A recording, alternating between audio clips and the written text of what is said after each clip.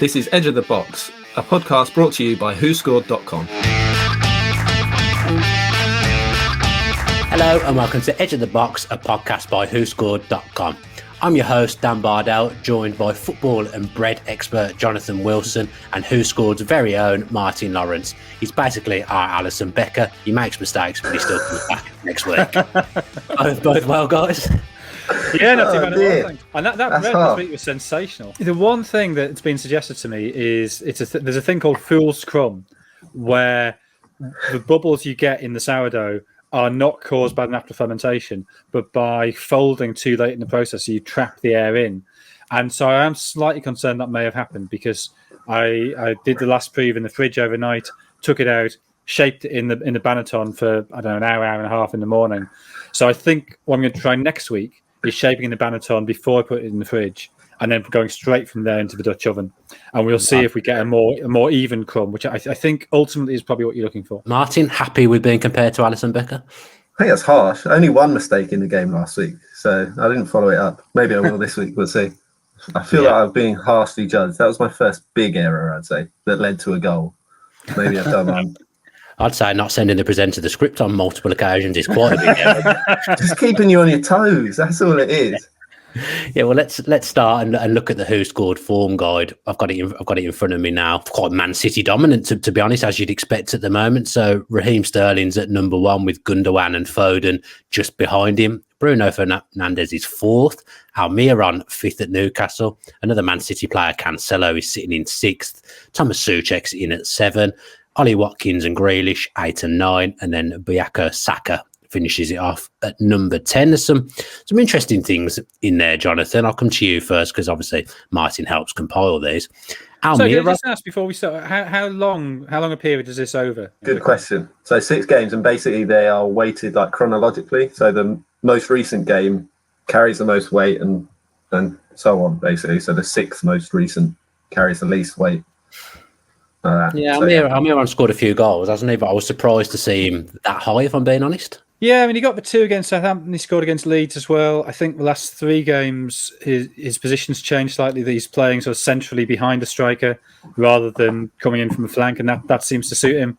But I think Newcastle generally, the last, maybe less so the Palace game, but even then, maybe a little bit unlucky to lose, that their form has improved.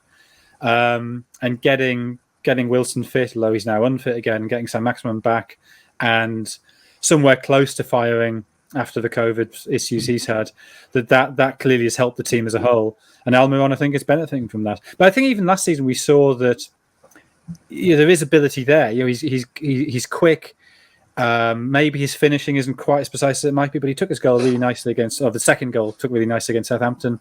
He's taking that early. One of those really clever finishes where it goes in, you sort of think, how's that gone in? How's that so simple? And you see it again, you see that the keeper's positioning maybe wasn't great, and he reacted very quickly to put it in that corner. So yeah, I'm slightly surprised he's as high as 5, but on the other hand, the last sort of 3 or 4 weeks he has clearly been playing a lot better in a team that generally is performing much better. Is he a streaky player, Jonathan? He always strikes me as a bit of a streaky player.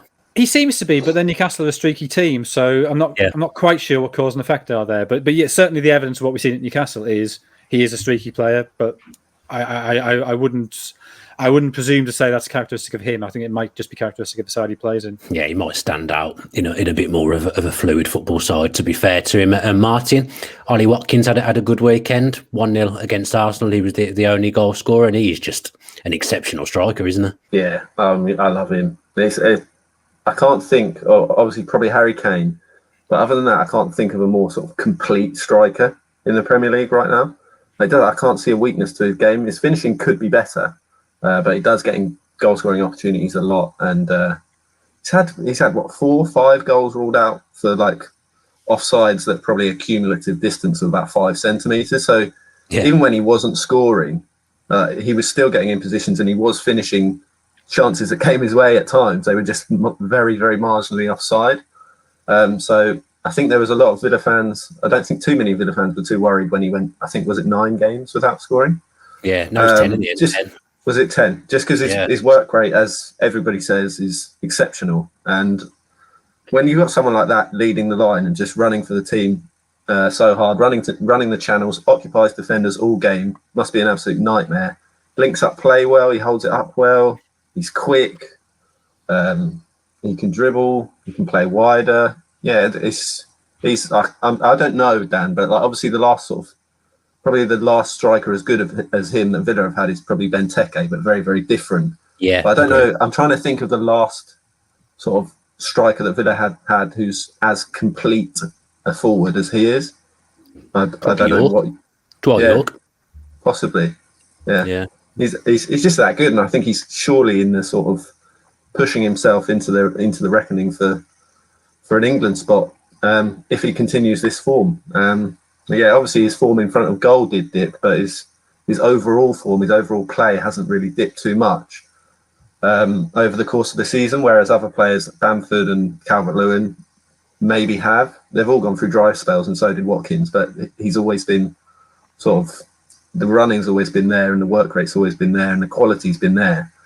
Just not the goals, but those have come back. He's got scored in 4 of his last 5. So yeah, just a fantastic player to have as your striker. It's a joy to watch. Yeah, I mean, I can't think of a striker in the Premier League that unsettles defences as well as Watkins does. I think that's one of his many main attributes.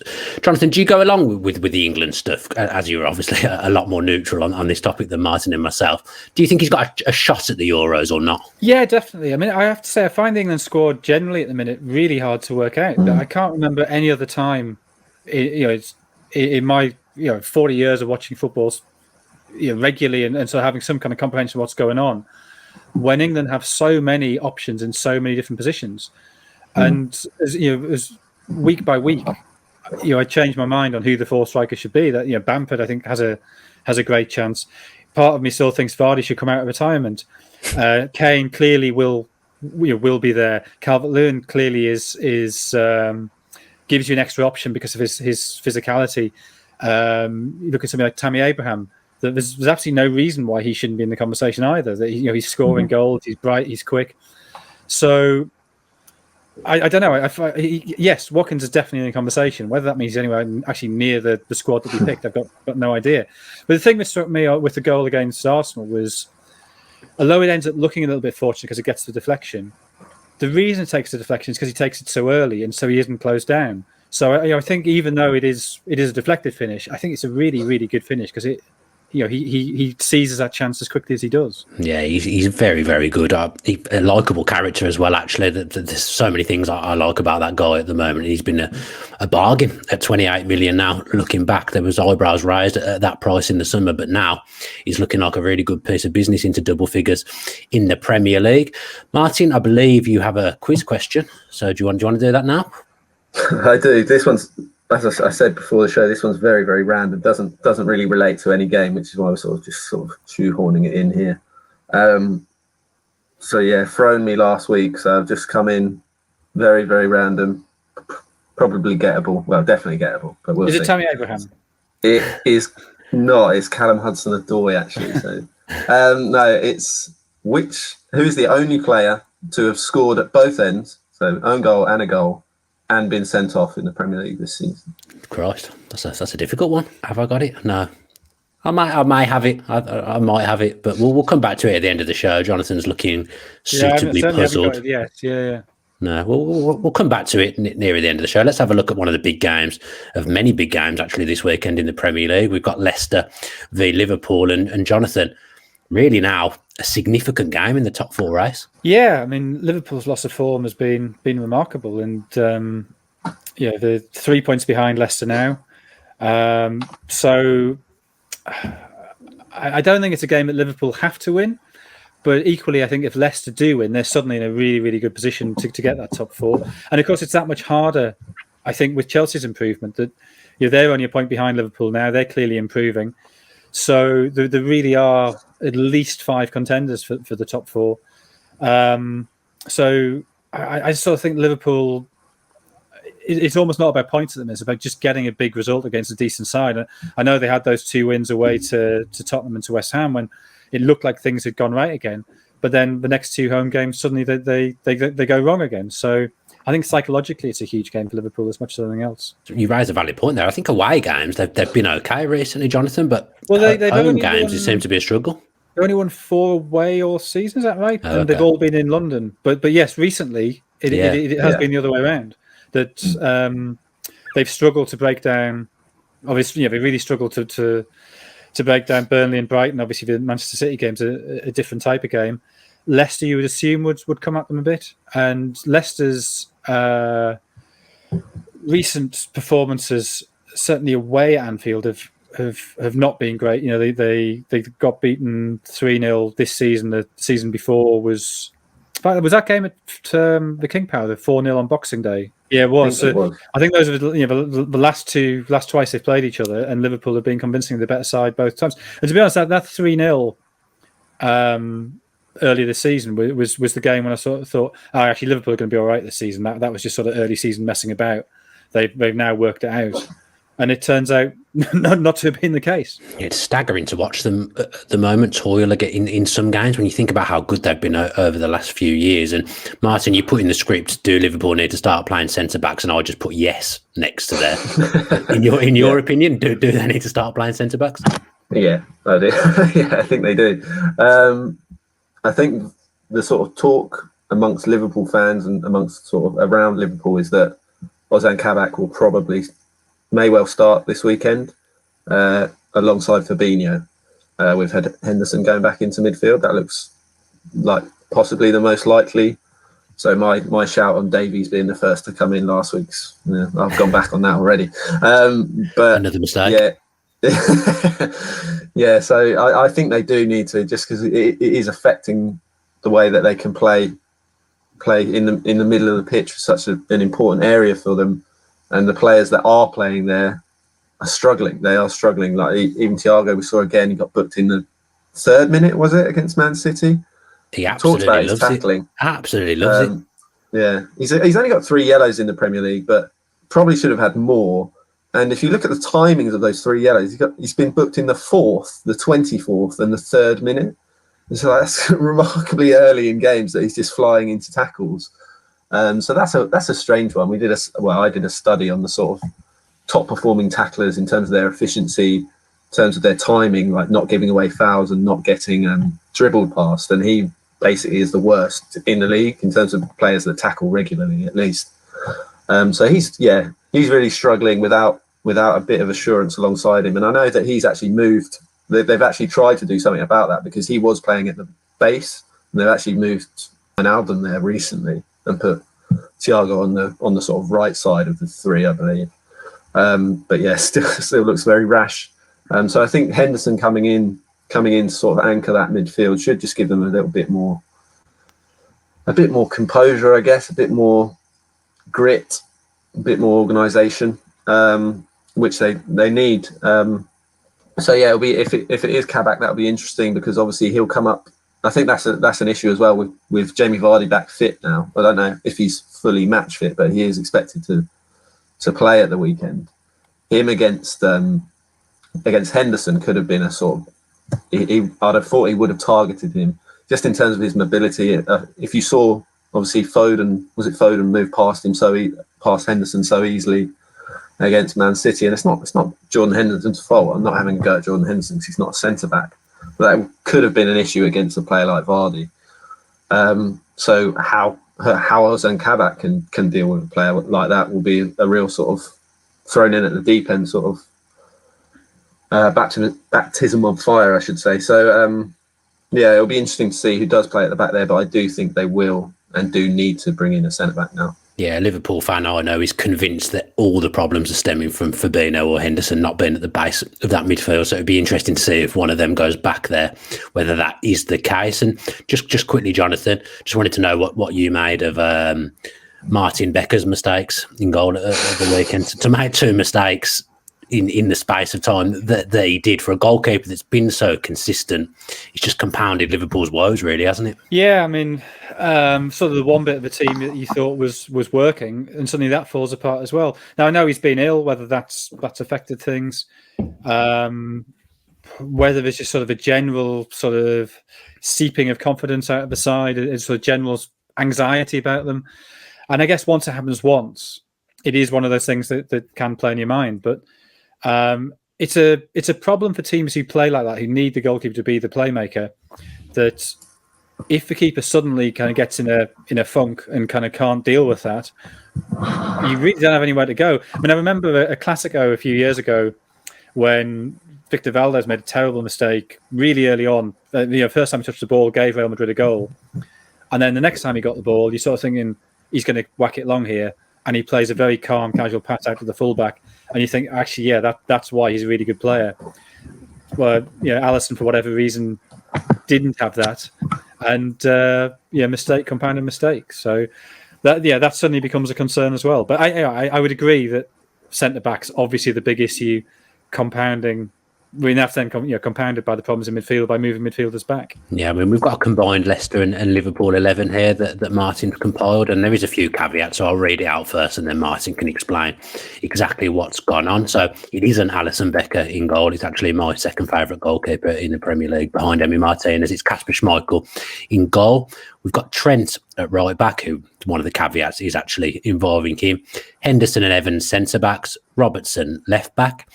And Ndidi and Tielemans as the sitting midfielders, then a three behind Jamie Vardy of Salah, Maddison and Mane. So, Martin, do you want to just talk through that first? The first thing to say is that injured players aren't included with basing it with this sort of weekend's game in mind. And there's quite a few changes to the team with that in mind, because the back four would have actually been all Leicester, and it's actually now 3 Liverpool. So I think that's an important issue with this weekend's game in mind. James Justin obviously went out with what looks like a serious injury now. He went off in the cup, got stretchered off. So Trent comes in for him, or Andrew Robertson, whichever way you look at it, because Timothy Castagna is also injured. He would have been in as well. Wesley Fofana is injured. He would have been in as well. So yeah, there's a lot of caveats there. And that could be, I was looking at it and I was like, this is a big opportunity for Liverpool with that in mind, with those 3 sort of defenders that have played so well this season out. And then there's we come back to sort of Leicester's squad depth, where it's only really Fuchs that comes into the team that were actually very good last season, because Ricardo Pereira's now back. He will start at right back, and then it'll be Evans and Soyuncu at centre back. So it's not, what could have been a crisis actually doesn't look like a crisis. The one thing that you would point to, is Salah against Fuchs as the sort of mismatch there. So that'll probably be a key sort of battle in the game.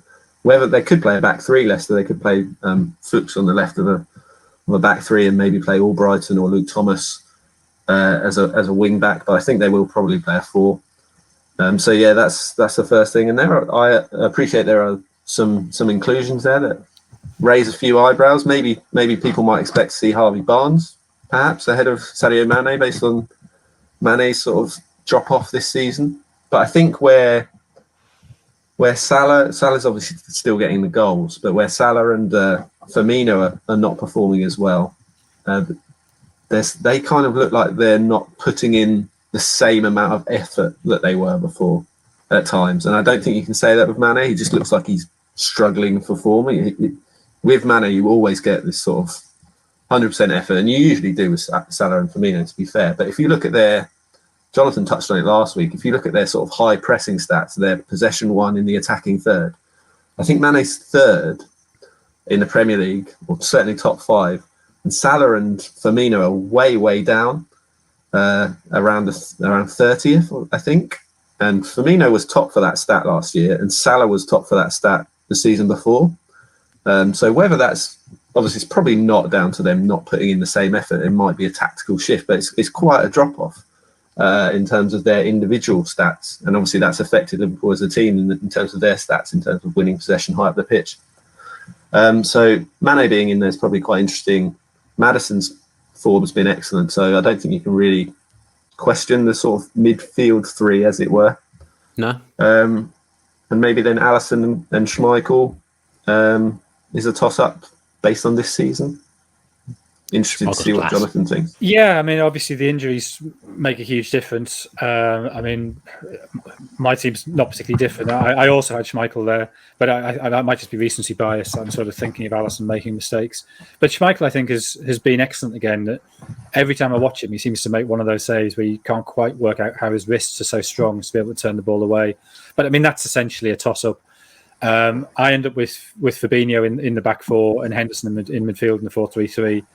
And I had Barnes rather than Mane on the left, and so no Vardy. But you know, it's these are sort of hairline calls, I think. So, given the injury, and I think the interesting point is that it would be an all Leicester back four, barring injuries. I guess Liverpool would say that if it weren't for injuries, you'd have Van Dijk and Matip or Gomez in there. So, but the fact that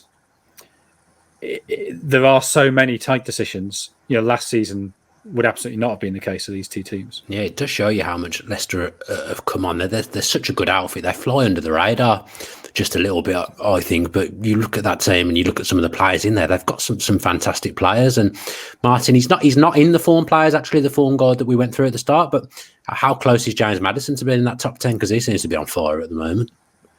Put me on the spot there. Sorry. I don't know how close he is exactly, but yeah, obviously in great form among the goals. So I imagine he's very close down, but I don't have the numbers in front of me. But yeah, playing really, really well. And obviously he's sort of another one who's in the England discussion, but I think he's the one. Like Jonathan says, there's going to be some really, really talented players who miss out on the England squad this summer. And I feel like he might be one of them just because Gareth Southgate sort of ditched a sort of number 10 type player a long time ago. And I know Maddison can play in a midfield three and he could play wide, but he's the one out of those sort of attacking midfielders who probably doesn't fit into a role for England right now. Yeah, I think he'll miss out as well. I think you've got Mount, Grealish and Foden who are probably all certainties to go at this point. So, yeah, I think Maddison will be very unfortunate, but I agree with you. I think he'll miss out. Just come to you both quickly. How's this game going to go? Jonathan, I'll come to you first. Well, Leicester's record against big teams isn't that great. I thought the game when they drew 2-2 against Manchester United around Christmas time, I was really disappointed with them in that game. That they sort of allowed United to control the tempo of that and ended up dragging themselves back into the game. But it never felt like they were really sort of attacking the game with the confidence and the energy they might have done. Equally, that defeat at Anfield, they felt a little bit tentative. So I really hope they haven't got some kind of mental block against the bigger sides. And if they haven't, I don't see why they shouldn't win this. I think Liverpool bringing in, if they do bring in Kabak, if they do, or Davis, whoever it happens to be, if they bring in a new centre back, that's always going to be a risk. That you have to learn the team, you have to learn the league. And particularly doing it in a team which is not playing well becomes that much harder. So I think Liverpool are vulnerable. The issue is Leicester's injuries. Fully fit Leicester against this Liverpool, you'd think Leicester should win easily. With all those injuries, maybe they don't. So that's a complete cop-out. 1-1, I'm going to say. I hadn't really thought about the outcome either, to be honest, which is probably not a great thing.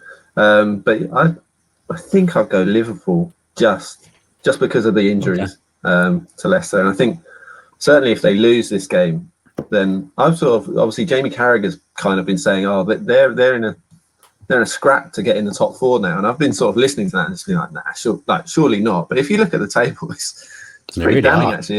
If Leicester do win, they go 6 points clear for a start. And then if you look at the teams below, Chelsea, West Ham, and I know this is getting poo-pooed every week about West Ham having a chance at a top six, let alone a top four. But if you look at their fixture, Chelsea, West Ham and Everton, the teams directly below, Chelsea have got Newcastle, West Ham have got Sheffield United, Everton have got Fulham. And they could all be within a win of Liverpool by the end of this weekend if Liverpool lose. Villa have got Brighton as well, which is not an easy game, but they've got games in hand. So it is really tight. So Liverpool do need to pull their finger out. And I just feel like this game, with the injuries to Leicester, I feel like they'll probably sneak a win with Salah. That Salah-Fuchs battle, I think, will be key. I mean, there's an issue that Liverpool have got. I think you often see with big teams when they start to falter. And you saw this definitely with Manchester United under Moyes, that once opponents start to think, you know what, we can get at this lot, And it's a perfect situation for an opponent, because if they lose to a Manchester United who just won the title, or to a Liverpool who are champions, it doesn't matter. People expect that to happen, and if you can beat them, it's a massive scalp. And and so they then start to attack the big team, who are not used to being treated in that way. And I think you saw that the end of that first Moyes season, especially after Ryan Giggs had taken over, the number of teams who went to Old Trafford and attacked them. I mean, Sunderland went and won there 1-0. Which Sunderland never attacked at Old Trafford before. That was something that we hadn't, maybe in the 1964 FA Cup, but but suddenly they felt empowered to go to Old Trafford and think, you know what, we can open up here, because they're not going to beat us 6 or 7-0. It's not going to be embarrassing. We do have an opportunity, and so that's when I'm talking about Leicester having that sort of mental issue with the bigger sides. This should be an opportunity for them to say, well, this Liverpool are beatable suddenly, and we shouldn't be afraid of them. I think that's a valid point. I think, obviously, I'm not trying to make this podcast all about Aston Villa, although it seems like it. But when Villa beat a strong Liverpool side 7-2, I think you're right. I think there's a reaction to that. Teams realise that they can be got at and that they can get a result against them. So and the point is that Liverpool are not used to teams treating them like that. No.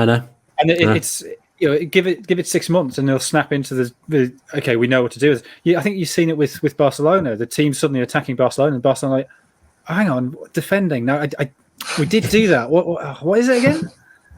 And it's that change of dynamic, I think, can be quite difficult for a wounded big side to deal with, and that's why you quite often see a big side having a sudden sharp slump, which perhaps doesn't quite make sense in terms of the ability of their players and past record, but I think that's why it happened. A side that arrested a kind of mini slump and did a job against Liverpool on Saturday's Man City, and they played Tottenham this weekend. I mean, the path of both teams since the last meeting is staggering, really. Tottenham were top and City were 13th, and now you go there and City are absolutely flying, and there's doubts about Spurs. And again, Spurs making the top 4 isn't looking likely at the moment, Jonathan. They were involved in a crazy game like last night, losing 5-4 at Goodison Park.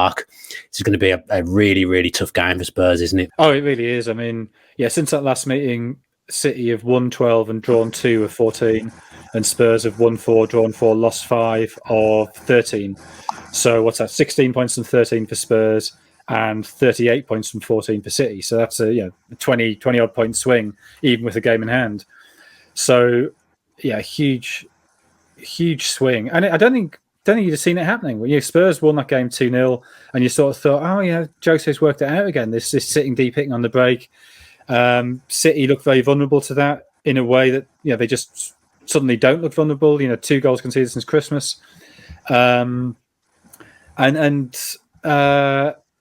think Spurs now. I think they're pretty unlucky to lose to Everton last night. If you look at the XG, they were significantly the better side, but the point is they still did lose. And then what's all the post-match stuff about? It's Mourinho and Bale in this weird kind of didn't feel quite right, didn't want to have a scan, didn't want to play. And you sort of think it's classic Mourinho, hanging a player out to dry, as he did with Shevchenko at Chelsea, as he did with Luke Shaw at Manchester United. This is a thing he does when he's under pressure. He picks a scapegoat. And I think it often doesn't work. I think often the dressing room sort of thinks, well, I'm not sure that's entirely fair. And that certainly happened at Real Madrid, that the dressing room ended up sort of bonding against him. And I sort of feel very quickly we've sort of entered the Mourinho doom spiral. And I think once you're in that, you don't get out of it, because it's sort of mutually assured destruction. And so you then begin to think, well, okay, if you're Daniel Levy and you're looking at, if you've become convinced that Mourinho is not going to work out, I guess you could leave him for the League Cup final, so that win a trophy, and then Levy at least can say, I promised you a winner. We've won something for the first time since Juan de Ramos, and then maybe look at replacing Mourinho at the end of the season. But the other way to look at it is to say, well, okay, paying off Mourinho, paying off his contract now is a lot of money, but equally, Tottenham Football Club need Champions League football, especially with that new stadium. If fans come back next season and they're watching Europa League, and it's not, that new stadium is not sort of a centre of the best football on the planet, but is them against Europa League opponents, That is economically a huge problem, not just for next season, but in terms of launching the stadium and launching Tottenham as this sort of giant club. And so then maybe the economic decision is to get rid of Mourinho soonish, to get somebody in to try and give him a slap to get him in the top 4 again. Yeah, Martin, do you think they might, Tottenham and Levy, do you think they might be looking a little bit at Chelsea, who made the change, and now they look like they're on for top 4? They've sorted themselves out and are going really well under Tuchel. Do you think Levy might look at that and think we need to do something similar? Possibly. Well, I think the noise from the fans will start to count as well. I think what we saw, if we're looking back to the sort of Man City game, what I actually thought was quite good punditry at the time, a quite good analysis. People could have just sort of splurged over Mourinho and said, "Oh, look, he's masterminded these wins, blah blah blah," much like Dan Bardell did at the time. But I don't make mistakes, Martin. We'll watch back the first episode and see where we are now. But yeah, I think it was actually Jamie Redknapp as well, who basically said, it's all well and good getting these results, but if you don't get the results and you play like this, and you play this sort of defensive football, when you stop getting the results, the players are going to sort of turn a little bit, and then they're not going to be enjoying playing this football when you've got strong attacking players. And I understand Kane and Son have continued to score, but still at the same time, I think Son in particular, he's not particularly involved in a lot of games. He's taking his chances really, really well. Not having loads of shots, not getting loads of opportunities, but he's just been super efficient. And I think the other pertinent thing is, as well as the players sort of not enjoying playing that style and when you don't get the results, the fans is the big one. And if you're not winning and you're playing this way, Tottenham fans have turned quick. And I don't blame them. If the football for the last sort of couple of months has been really, really poor. Like, I can't remember who it was said it, but someone, probably just for a bit of clickbait, basically said that Tottenham are basically the worst team to watch at the moment, or recently had been. But after last night, that doesn't look like a great shout. But have they tried Wolves? I mean, Wolves are totally. That's true. Yeah. Sorry, just to come in on that point there, Martin. I think it's not just it's pretty grim to watch. It's that the defensiveness, I think, is actively counted against them. You think of the Palace game, the Wolves game.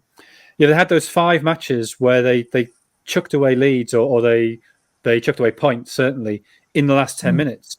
And certainly some of those games, I mean, the Palace and Wolves games, I think most obviously, they were in control of the game and then they dropped off and they sat deep. Yeah. I think even the game at Anfield, at 1-1 in that game, I sort of felt it was still a 50-50 game.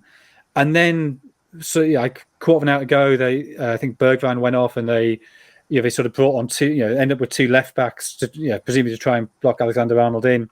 But as soon as that happened, you sort of thought, well, Tottenham can't win this now. They've taken the win out of the equation and they've sort of invited Liverpool on, and sure enough, Liverpool got the winner. And actually, it's from that point that everything is disintegrated. So it's not just it's bad to watch. I think it's actually this approach has gone counter to getting good results. One of the things, not particularly related, but one of the things that annoys me, and I'm not even a Tottenham fan, is 60 minutes in every game, or around the 60-minute mark, he takes off Tonji and Dembele, who's the one fun player to watch for Tottenham, the one player the fans are enjoying watching, and he takes him off at the same point in pretty much every game. I think only one player's been substituted off more often. I think Mourinho doesn't really think he's fit enough to play 90 minutes every game, which might be true. But he certainly looks pretty miffed when he's taken off every game, and he doesn't deserve to be taken. Like he's the one player that tends to be like the bright spark in the team. So as a Tottenham fan, watching that, I'd be disillusioned as well. But also, if he has his fitness, how about take him off for 60 minutes one week, then 65 the next, then 70, then 75, and try and extend that period rather than just going, 60 minutes is all he can do. He's not. He's not 38. He's not.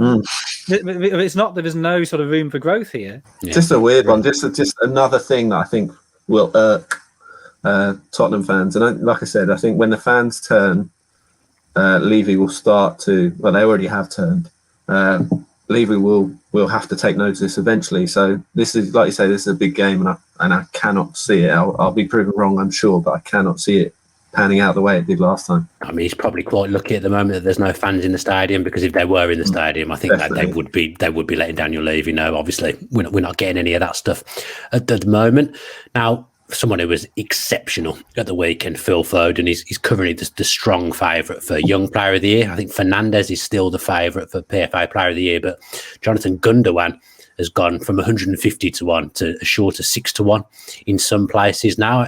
He is having the absolute time of his life, isn't he? Oh, he's playing brilliantly, and he's suddenly scoring goals. And I never really thought the goal scoring was part of his game. That wasn't what I thought he did. I thought he was, sort of a midfield lubricant, somebody who kept the ball moving, intelligent movement, intelligent passing.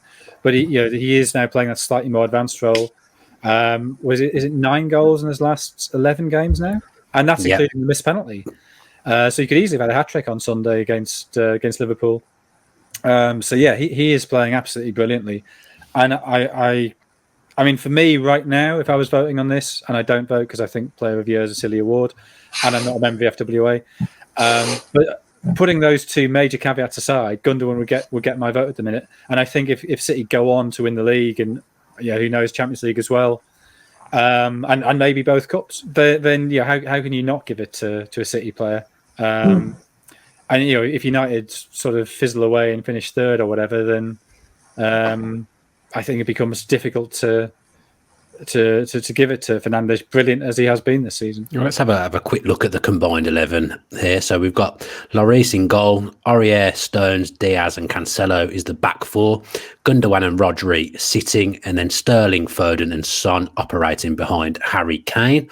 Anything different in yours, Jonathan? I'm amazed that Lloris gets in. I think Lloris had a really good start to the season, but I think he's been pretty shaky recently. I thought laying a couple of soft ones last night. Yeah, that was it. The first goal, the volley that he's just sort of palmed at the roof of the net. Where I don't know if Calvert-Lewin's. Yeah, I don't know if you saw David Priest on Twitter sort of saying his hand position was all wrong, that because he was starting with his hands low, they meant by bringing his hands up, he was his momentum was going backwards, which I thought was a sort of technical point of goalkeeping was really interesting. And I don't know, I sort of have this. I've done no statistical analysis of this, but I have an image in my head repeatedly of Lloris sort of being knocked over backwards by a shot hit quite hard at him at his near post. So I would suggest that's a sort of characteristic failing. So I'd had doubts about Lloris for a couple of years, and at the start of the season I was sort of okay, he's back. But I think recently he's looked pretty shaky. So I would definitely, and again maybe it's his recency bias, but I definitely have Ederson there. I'm interested by Aurier getting in, but I guess maybe that's me sort of remembering him before this season, that I sort of always feel he's a player likely to make a mistake. But he has had a good season. So I really was struggling to get Tottenham players into my lineup other than Kane and Son. And even then, to get both of them in, I sort of had to play Foden in midfield. The ones that sort of Jonathan's talked about are the sort of real surprises in that team. Worth saying that Lloris certainly from last night wouldn't have impacted it, because it's these are just league ratings. But I do appreciate that he has sort of, his form has dropped off a bit. But Ederson at the start of the season wasn't playing great. So I'd say they probably both had a spell where they weren't at their best. And I think the key thing with Ederson is, as much as he's doing everything that he has to, doesn't have a lot to do. It is, I believe it is, I haven't actually checked the stats, which is poor, but I believe it is still Hugo Lloris that actually has the best save success rate in the league. Does face a hell of a lot more shots and keeps out the vast majority of them. So, yeah, Ederson's a tough one in a statistical rating for a goalkeeper to get a high rating when he doesn't have much to do. He will get improved scores from clean sheets and stuff like that, but in terms of touching the ball, he's not really seeing too much action at the moment, because Diaz and Stones have been so good. And I think going back to the PFA Player of the Year award, I think the other one who's probably very much in the running is Ruben Diaz. So as a sort of outside shout, I agree with Jonathan. If it is going to be a sort of Man City player, if they do win the league, I think he's got a great shout. And there does tend to be some recency bias in these sort of awards. I thought that was very prevalent last season with Jordan Henderson, who didn't have an amazing first half of the season at all, but sort of around the new year really kicked on like that massive improvement. And that sort of played in his favour in terms of winning the... Did he win the award? Or was it De Bruyne? It was Henderson won it, didn't he? I think. Did he win the PFA? I'm pretty sure he did. On the football writers, I'm not sure about the PFA. Maybe. So yeah, that sort of recency bias anyway does play into it in terms of when players are voting, basically. So I think Gundogan's probably got a really, really good shot at the moment. Yeah, and I'll come to you both quickly for scores prediction. Are either of you going to surprise me? I mean, I'm ruining the long shot segment a little bit here, but I can't say that either of you aren't picking Man City, to be honest, Jonathan. Yeah, City to win probably 2-0, something like that. I mean, nothing too extraordinary, nothing too eye catching, but control the game and have enough quality to get the goals they need. Martin? Yeah, I'll go along with that. That'll do. 2-0, I think. It seems like a good shout to me. Lovely stuff. Let's look at Arsenal versus Leeds at the Emirates then. And Jonathan, is there an argument at the moment that Leeds are a better outfit than Arsenal? I know that sounds quite simplistic, but do you know what I mean? I know which one I'd rather watch, certainly. I mean, they're actually above them in the table, aren't they? This is now 10th to 11th. So 1 point above, yeah. So given the table never, ever, ever lies. And do Leeds have a game in hand as well? Is that right? Yeah, they do, yeah. I believe they do. So, yeah, on that logic, yes. I mean, I think in terms of potential for growth, in terms of squad depth, you'd have concerns about Leeds, but yeah, right now at this very moment, on the 11th of February 2021, Leeds are a better outfit than Arsenal. Yes. How embarrassing is that for Arsenal, Martin? If you think this is Leeds' first season, it's mad. It's mad though, isn't it? A newly promoted side, first season back in the Premier League, and we're sitting here and even asking the question: are Leeds a more complete outfit than Arsenal? That if I was an Arsenal fan, I'd find that pretty embarrassing. Yeah, well, I think you'd say the same for sort of West Ham and Villa as well. I think most teams at the start of this season probably thought Leeds would finish above West Ham and Villa. A lot of neutrals probably actually fancied Leeds to sort of finish around mid-table. I don't know if it's a big drop-off in Arsenal's part from last season particularly, or just a lot of the teams are sort of caught up and now surpassing them. I don't think Arsenal are playing really poorly, and it's not long ago that they were actually playing well. But there's something's not right there. I look at the team now, they're sort of starting 11, and you're looking at someone like Saka, who is he still 19? I think he's 19. Teenager, yeah. Is he their best player? Probably is, isn't he? Current form, at the moment. So based on this season, probably their best player, 19-year-old. So yeah. It is worrying for Arsenal fans, simply put. Yeah, you've mentioned Thomas Partey here. I mean, have you got a problem with Thomas Partey? What is it? That you've just put problems with Partey? Obviously, his durability is a problem at the moment. Yeah, exactly. Mainly injury problems and fitness problems, and I think it's rare because he's never really had injury problems at Atletico. He's never really out of the team that much over the last sort of few years. So obviously it's unfortunate, but as I say, whether that sort of fitness, probably fitness that's affecting his performances. I don't think he's playing badly, but I don't think we're seeing the Thomas Partey that certainly Arsenal fans expected. He had an amazing game against Manchester United. He was superb. And I think that's what Arsenal fans were expecting week in, week out. But I think that quite a few games have actually bypassed him a little bit. In the games that I've watched recently, I've actually been more impressed with Granit Xhaka in Arsenal's midfield alongside Partey. I think Xhaka's actually playing quite well. He's playing a lot more forward, incisive passes than I've been used to in seeing. Even against Villa, I thought he was the player who was playing those passes through, and he looked quite bright. And I didn't really see much of Partey, and I think that's been the case in quite a few of the Arsenal games that I've watched, barring that Manchester United game, like I said, when he was outstanding. So yeah, maybe it's fitness, but I guess that's where I was getting at with the sort of problems with Partey note in my script. Yeah, well, let's look at the combined 11 then, because obviously we're sat here saying that Leeds are a better outfit at the moment. You've gone a bit Mike Bassett, Martin. You've gone 4-4-2. You've got Meslier in goal, Ayling, Cooper, Gabriel and Dallas as the back four, Rafinha, Phillips, Ceballos and Saka as the midfield, and Bamford pairs Lacazette up front. So more Leeds players than Arsenal in that. I'm struggling with the quick maths. Yeah, more Leeds players. So that tells the story, really, doesn't it, Jonathan? Yeah, it does. I mean, would Leno be there if he weren't suspended? Because I sort of put Leno in and remembered he was suspended. And no, he's back. He should be back. Is he back? He's back. Yeah, he missed the Villa game.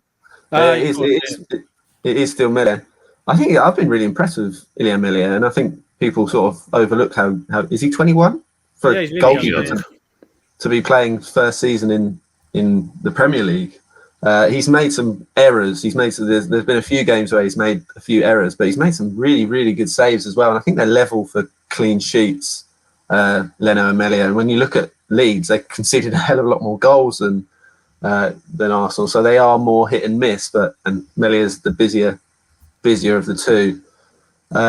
So that's a very tight one. That is one of the ones where. And then the problem I had in the defence was, I wanted Gabriel and Cooper, but they both prefer to play on the left. So, do you risk that, or do you bring in Holding? I guess, given Leeds haven't had a consistent presence there with injuries. Yeah. Then otherwise, the problem is there's a lot of good attacking wide players, and I feel there's sort of a bit of a shortfall in the middle of midfield. Phillips obviously, is guaranteed his place there. So I ended up with a sort of unhappy kind of. I had a 4-3-3, so I had Rafinha on the right, Bamford through the middle, and Saka/Harrison on the left, and then Click and Smith Rowe as being the two players, maybe Ceballos. But I wasn't happy with that middle of midfield at all. Maybe the 4-3-3 is a problem there. And maybe it's having tactical. I knew you wouldn't be 4-4-2, Jonathan. I just knew it. That's not for you. If Tierney was fit, I probably would have him at left back, and you moved Alisson to midfield. Yeah, that's fair. Yeah. The one that surprised me there is Ceballos. Yeah, no. When he started, I should have said as well. These are only starting ratings. Someone made a comment last week about, you should just do starts.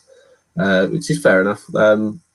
So I did starting ratings this week, and Ceballos in starts has actually played pretty well. I think Arsenal's win rate with Ceballos is actually a decent amount higher since the start of last season than without him. So he's a weird one that hasn't really obviously convinced Arteta. The closest one is actually Saka and Harrison. The difference is 0.02 in our ratings, in starting ratings. So. And that's quite telling when Saka is our highest rated Arsenal player. He's only 0.02 above, so he nearly missed out. So that's another point in the sort of how strong is this Arsenal team right now, I guess. Yeah, but let's move on to Chelsea Newcastle now, and Thomas Tuchel start. Jonathan, I mean, I'm now all in on Tuchel, so like I was with Mourinho all the season, I'm about to completely ruin his career. But what are the pros and cons so far of his short reign? Well, I think you've got to caveat everything by saying he's had 4 relatively straightforward games to play. Tottenham, maybe we wouldn't have said that about earlier in the season, but the way Tottenham are playing at the minute, you expect Chelsea to win that game. And I know it was only 1-0, but they did win it very, very comfortably. So I think the positives are you can see a very clear plan. I think you can see development from game to game. There's an obvious progression there. And those things are never entirely linear, but so far it does feel they've got slightly better with each game. Very good at protecting the ball. Defensively, been very sound. Have barely yielded up any shots at all. The only goal they've conceded was a farcical own goal. The doubt is that they haven't been particularly exciting. There hasn't been much creativity. I would assume that will come, and I think particularly when people like Havertz and Werner find their form again and get their confidence back, that will help. I guess when you're putting together a structure, you start at the back and you work forward, and so. It's probably easier to get the defensive structure right. I think that changes less from team to team. I think the attacking structure is where there's more variety, and so you're maybe asking players to do things that aren't immediately familiar to them. So, yeah, I think a really impressive start with the caveat it hasn't been that difficult, and a really obvious progression, which is the really encouraging thing.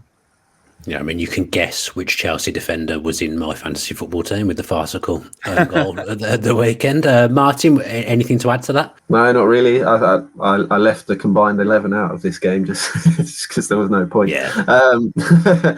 So, yeah, no, they've been strong, but I completely agree with what Jonathan says. The fixtures have been pretty favourable to now, and I think we saw that with Lampard earlier in the season. Point Jonathan made sort of consistently when they were on that sort of unbeaten run was the teams that they were facing. So we have to wait a little bit. But obviously defensively so much stronger at the moment. And yeah, Werner certainly looks to be a little bit brighter, sort of slowly sort of picking up confidence a bit. He won another penalty. I know he hasn't scored, but he's won 4 penalties now, which is the most in the league. So he is playing a part now. So yeah, it'll be his sort of pickup in form will be so vital to whether they can get into that top four. But all of a sudden they look pretty well placed to do so at the moment. Yeah, I was going to say, I think we did our predictions maybe 3 weeks ago now, and I think we'd all pretty much discounted Chelsea, and I think Lampard was still there at the time as well. But now you'd be looking at them and thinking that they've got a really good shot. Let's go now to the Just a Minute section, where Jonathan and Martin have a minute to discuss each remaining Premier League fixture this weekend. So I will, as Jonathan is scrambling for his notes, I'll go for you first, Martin. Brighton v Villa. Start with the team news. And while Villa have no fresh injury concerns, Brighton will still be without their first choice wing backs, Tariq Lamptey and Solly March. Well, Adam Webster's a doubt as well, so that could be a real blow. For fantasy football fans out there, Brighton are Jack Grealish's favourite opponent. The reverse fixture actually ended a 4-game scoring streak for Grealish against the Seagulls. Games between the two are indeed actually generally entertaining affairs. There have been 7 meetings since 2010, and they've all seen goals at both ends. 3 of the last 4 have seen red cards as well, so it should be an entertaining game. I think the eye test would probably suggest that both of these teams have probably been a bit better than their respective league standings suggest. They're 9th and 16th.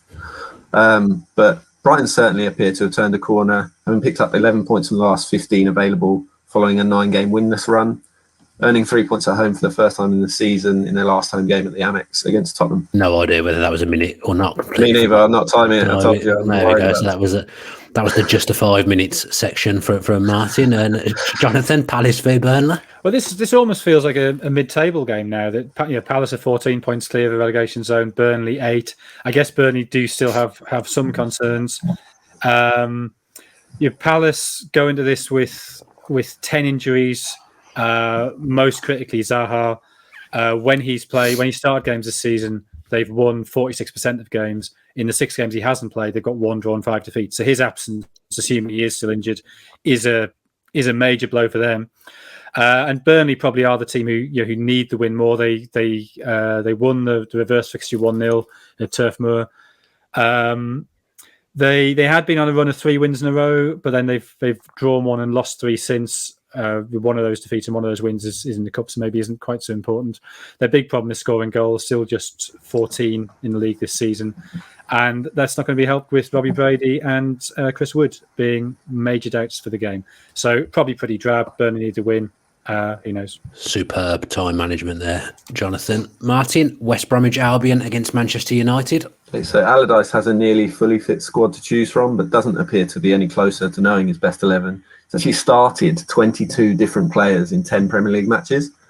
United will be without Paul Pogba once more, but Eric Bailly could be back in contention. Having emerged as a potential title contender, United have now only won 1 of the last 5 matches inside 90 minutes.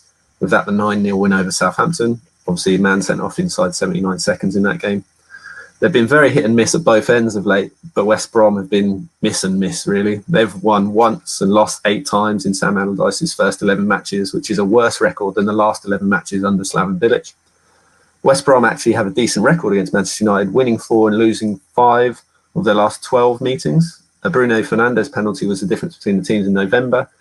And the only current United player that's scored against the Baggies, when you exclude penalties, is Phil Jones. Phil Jones, I'd forgotten he even existed, to be perfect. Not really a Man United player. He's not even in the squad, I don't No, think. I know. Yeah, completely forgotten about Phil Jones. Southampton Wolves for you, Jonathan. So, these are 2 teams who are in absolutely pitiful form. Southampton have lost 4 in a row, including, of course, the 9-0 and losing at Newcastle. I'm not sure which of those is more embarrassing. Wolves' only win in the last 10 in the league was that very, very strange game against Arsenal, where they were outplayed for 44 minutes, were given a penalty, and then got a brilliant second goal against 9 men. So not a huge amount of confidence to be drawn from that. They do play each other in the cup tonight, so at least one of them will have won another game before this game happens. It was 1-1 in the reverse fixture. Wolves, I think it's very explicable what's gone wrong. The loss of the firepower with no Jota, no Jimenez, even Doherty leaving, the 3 top scorers from last season. Johnny is back, having missed a lot of the season, which does give him a bit more thrust going forward. But they really need Willian Jose to start scoring. Kyle Walker-Peters should be back for Southampton, but Armstrong and Walcott are doubts, so still problems for them.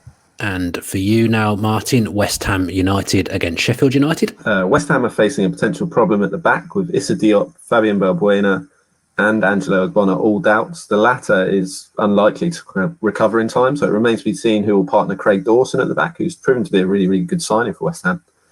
Mikel Antonio could also miss out due to injury, but Souček is available, having seen his red card rescinded. Sheffield United will have Ethan Ampadu back in the league, having missed the last game against Chelsea against his parent club. He's become an increasingly important player as the season has progressed. The FA Cup has proven to be a real blessing for the Blades, who have now won 6 matches up to and including their first victory in the first round, and that's sort of got them back into that sort of winning feeling, and they now look like the team in the bottom 3 that maybe have a chance, albeit a very slim one. Chris Wilder's side are the only team in the bottom 3 that have that winning feeling, like I said. So they'll be keen to exploit West Ham's mounting fitness concerns. A point could be enough to lift them off the foot of the table for the first time since early November. I didn't realise Mikel Antonio was as well. My fantasy football team is in absolute disarray. I don't know how many injuries I've got now, but we're looking at 4 or 5 just from doing this podcast. Jonathan, you finished with Everton against Josh Madger's Fulham. Well, I think Josh Madger really is the key to this. That Fulham have been playing well recently, but eventually, if you're going to start, you do actually have to win games. Playing well isn't enough. They haven't won in 12 in the league, which seems ridiculous given how well they've played in some of those games. But they've drawn 9 times this season, and as a result, they remain 8 points adrift. Madger coming in maybe will give them the attacking spark to turn some of those draws into wins, which is very much the job he did for Sunderland. Mitrovic seems not to be able to do that in the Premier League. He's one of those players who is upper championship but can't quite make the step up. Everton, I find very hard to understand. They're capable of wild swings even within the same game. So they were awful in losing to Newcastle. Then they were excellent in the first half against Leeds, but ended up clinging on in the second. Had a poor first half against Manchester United, came back in the second. God knows what was going on against Tottenham last night, but that was not a normal performance. 7 very good minutes when they scored 3, and then some pretty poor form the rest of the time. But they did get the job done.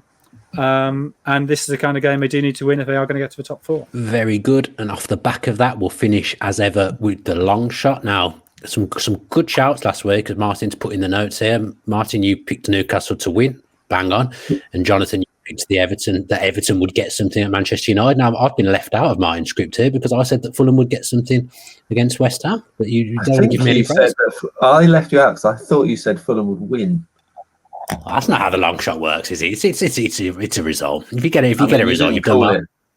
I'd class that as a full house last week. Three decent shouts, three good shouts, I would say. Yeah, definitely. So what have you got this week, Martin? I kind of wanted you to go to Jonathan. Can you go to Jonathan first? Because I've got 2, and I feel like he'll pick one. It's a bit of a strange set of fixtures this week. It doesn't really lend itself to long shotting. I'm always tempted to say Sheffield United at the minute, just because they seem to be playing well and getting results in a way that other teams aren't, but largely because I'm actually going to the Hawthorns on Sunday. So the first game I've been allowed to go to since Norwich v Everton last season. And because having to sit outside for 4 hours in what the forecast is 3 degrees, so it's going to be horrible. It's going to be freezing. And if West Brom don't do something in that game, if that's sort of a really drab, 3-0 United, 2-0 after 10 minutes, it is going to be a horrific day. So purely to kind of keep the candle of hope alive, I'll say West Brom to at least push United close. So if we say West Brom plus 1.5, am I allowed to say that? Okay. Do what you want. Yeah, do what you want. I mean, of all the grounds that would have been high up on your list to be the first one that you visited after so long out, I'm imagining the Hawthorns was going to be up there. It is the highest ground in the country, famously. So exactly where you want to go on a freezing cold afternoon. I remember getting really ill there. A League Cup game against Arsenal. It was a foggy day, and it was just before Christmas. And I remember staying in the Novotel in Birmingham. There was some Christmas party going on, so I just couldn't get to sleep.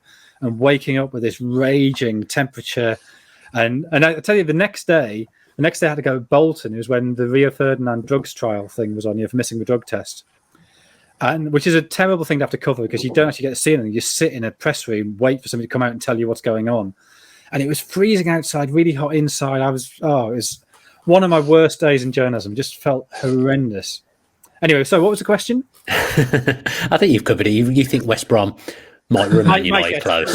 I'm hoping they might have a shot on target, I think, is what I've taken away from that. Martin, who is your pick now? I'm presuming that wasn't going to be one of your two. Not one of my two, so that didn't help at all. Based on the odds, so both of these are long shots in terms of underdogs. I think Burnley to win at Palace, they are actually quite a long shot in the odds, which doesn't make sense to me. My other one was Leeds to beat Arsenal, but I think Burnley to beat Palace looks a better shout, just based almost on what Jonathan said earlier about Wilf Zaha's absence, and he obviously covered the stats well. And they actually stretch back even further to the start of 2017-18. He's missed 17 games, and Crystal Palace have lost 15 of them. So that shows his importance to the team. I feel like Burnley may well just have the edge just based on that alone. Just Crystal Palace really miss Wilf Zaha when he doesn't play, so I feel like Burnley will get a 1-0 win with Crystal Palace. Yeah, I mean, it's quite dubious whether Leeds v Arsenal would be a long shot after what we said. Certainly is in the odds. I think it's like 9-2. I think there's great odds on Leeds to beat Arsenal. I think they're really long odds. I mean, I've gone the opposite way of you. You've picked two. I've forgotten to pick anything, so I've got to have a look here now and try and pick one. I'm gonna go because sooner or later I'm going to predict Fulham, and sooner or later they're going to win a game. So I'm going to go Fulham again. Everton. Is that the third time? Probably the third in a row, I think. Yeah, they're gonna. I'll tell you what, Fulham are going to do it. Like Jonathan says, playing well. But they only seem to, every time I watch them, they draw 0-0. So that's probably not a great sign. But Everton have tripped up, I'm sure, in a few games at home when you wouldn't have expected them to. So yeah, if you can lose to Newcastle, you can lose to anybody. Exactly. That's a good way to look at it, and a nice way to finish with a bit of Newcastle bashing. That does us for this week's episode of Edge of the Box trivia? On Who's Good. Oh, trivia! Oh, yes, Jonathan, well done. Damn. Oh, is that an Alison Becker mistake there, Jonathan? I think, yeah. To be honest, my time management on the podcast has been pretty poor this week as well. So I think after slating you, I made my own errors. I mean, I shouldn't have done this. I don't know the answer. So I should have just let it pass and taken the draw. Okay, so logically, it can't be a player for a big team, because if it were, I would know this. It's got to be a centre-back, because for somebody to, it's most likely to be a centre-back, somebody who gets sent off, scores an own goal, scores a goal. So I'm now just trying to think of centre-backs I know have been sent off. I don't think it's Bednarek. I don't think it's Joachim Andersen. And so I'm going to guess at Lewis Dunk. Oh, my God, he's got it. Oh, come on! Oh, my God, that is incredible. Scenes. This is incredible. Outrageous. I really don't remember. I had a point in the bag there. I was sure of it. Oh, dear. Well done, Jonathan. I really don't remember it. But that is definitely the right answer. I know that this week. Wow. Well done. That wasn't going to be my guess if he got it wrong. I had a couple of players in my head, but only ones I could remember. I had Jimenez, because I remember him scoring an own goal when he was in my fantasy team, but I couldn't remember if he'd been sent off. The other one was Souček, because he was sent off recently, and I know he scored, and I thought he might have scored an own goal from a set piece. But Jonathan, that is incredible to pull that from nowhere. Well done. Very well done to you. One of the great moments. It really is probably my favourite moment so far in this short run of podcast. That does do us for this week's episode. Don't forget, however you are taking in these podcasts, please, if you could subscribe, then that would really help us grow. And if you are watching via YouTube, then leave us a nice little comment as well and give the video a like. We'll be back next week. Enjoy the weekend of football. See you later.